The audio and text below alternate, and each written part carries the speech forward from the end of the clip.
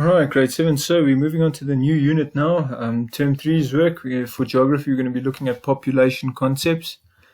This is pertaining to birth rates, death rates, and population growth rates. And there's a few factors that influence this, and I'm going to be explaining that to you in this video.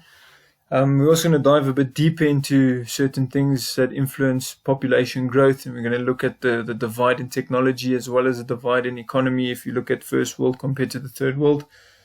And it'll make all a bit more sense to you. So being in a private school, we are quite fortunate. A lot of us have access to certain things that others don't, and it'll make more sense as we go through the information. All right, so firstly, we're going to look at population growth and a population concept. So firstly, we need to know what is a population.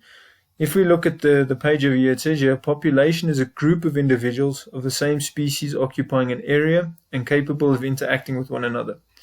So the very important word there being the same species. So we're just going to be looking at the human population throughout this unit.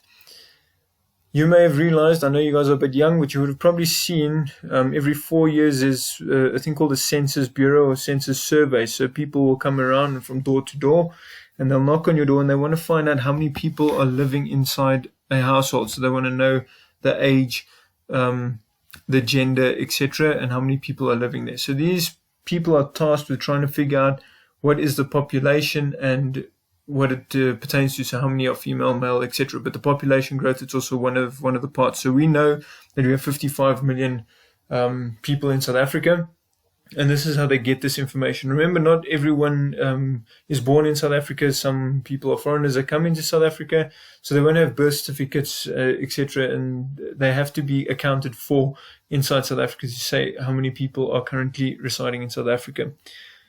It does not necessarily have to be just for the country of South Africa. It can also be a province. So what is the population number or growth for Gauteng, Free State, KZN, etc. It can also just be for a suburb or a city. So like the city of Johannesburg. You could even look at the suburb of Discovery, where our school is situated.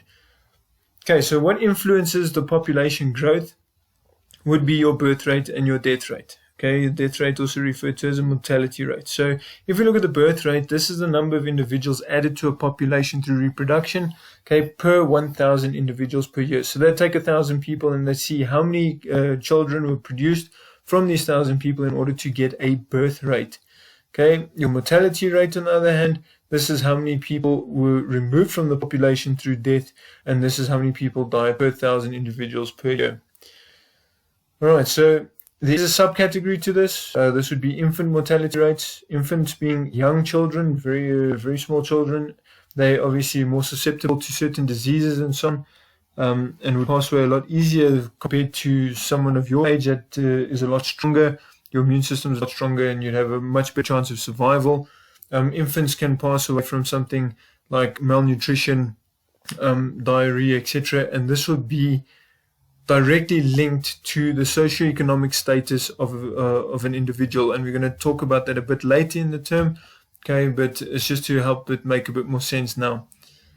The last thing we'd be looking at is life expectancy, right, and this is all found on page number 82 and 83 in your textbook, so I need you to please read through this information before attempting the activity. All right, but life expectancy is the estimated or average age that a person is expected to live until. So many years ago, let's say about 300-400 years ago in Europe, the life expectancy was a lot less than what it is today. You'll see in your textbook that the life expectancy in Europe was about 37 years old many years ago. And the reason being is because they didn't have the advancement in technology like we have for medical purposes. They couldn't perform certain operations.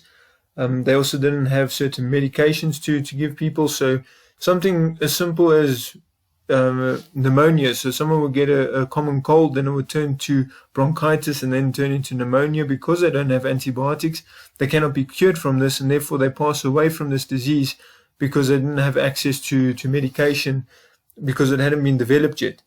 All right. So life expectancy has increased over the years, and it's increased quite a bit. Up in Europe currently now is 70 years of age as a life expectancy. Right, but there's certain things that do influence this, and like I said, we're going to dive a bit deep into that as we go through it throughout the term. But for now, you just need to know what would influence the population growth, and that would be directly your birth and your death rate. Okay, and then know what a life expectancy is. So that would be the average age that someone is expected to live until. And that changes from country to country. And like I said, there is different factors that influence that. It can be social economic factors. It's what you have available to you, and so on. It can also be cultural beliefs. Some beliefs don't believe in organ donation and so on, and then they wouldn't accept blood from another individual, and therefore they would also not be able to be operated on. So that is also something that could affect the life expectancy of someone. Okay, so grade 7's for Unit 1 population concepts. I need you to please read through page number 82 and 83. Your new words will always be important inside the textbook. It's going to give you the definitions of the most important words instead of you having to highlight through and underline certain things. Whatever you're struggling with, please feel free to ask me. You can ask me via email, and I'll try and answer you as quick as possible.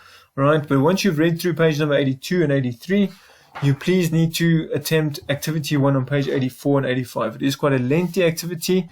But the nice thing about geography now is it is more data handling. You need to be looking and interpreting information and then filling out the answers. Okay, so it's not hard at all. It's just making sure that you're reading carefully to find where those answers are. So you can think of it more like a comprehension for this term in geography, because it's going to require a lot of data handling and assessing certain things. Okay, so please read through that. Attempt activity 1. If you have any issues, please feel free to ask me. As I said, I will answer you as quick as possible. Till then, you stay safe, you look after yourselves, right, and keep well, grade 7s.